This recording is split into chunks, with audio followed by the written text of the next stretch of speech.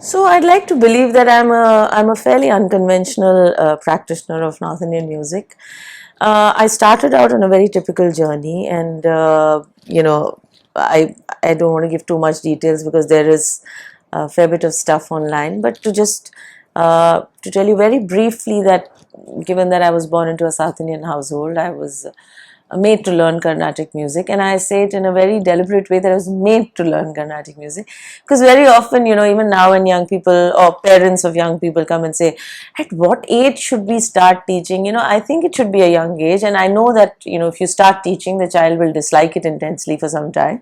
It will be extremely boring, and there is a great deal of drudgery involved in it, and maybe you have a child who's sulking half an hour before the class and through the class and whatever.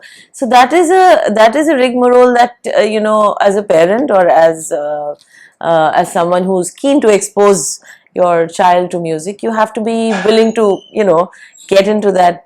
You have to risk that. So my parents did too, and I used to loathe the fact that I had classes twice a week, and I had a Master Ji who would come on Patavadhyar, as we call them in Tamil, who was a really like a scholarly man, but I used to think that he was the ultimate villain in my life.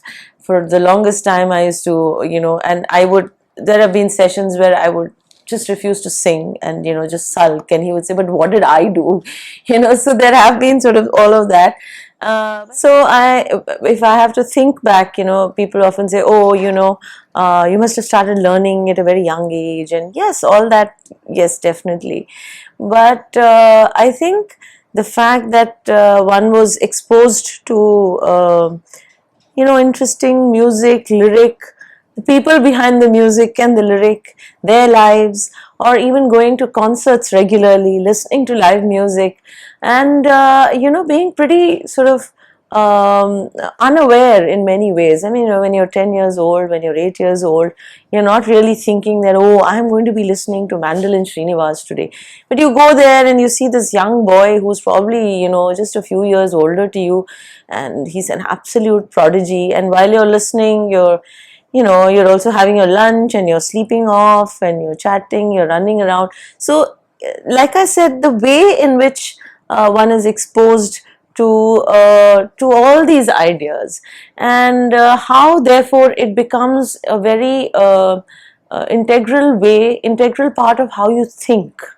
I think that to me is it's very central to how I approach my work. So whether it was the music that one was listening to, or the food that one was enjoying, or the clothes that one was wearing, or the Sanskrit chanting that happened at home, everything had a certain, like I said, a seamless, organic way in which it was given to me and my sister.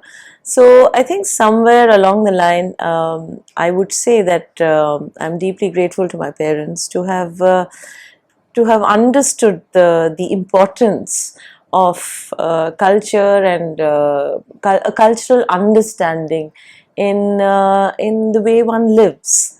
Because I feel that if one is sensitive to that, then it plays out in practically everything that one does.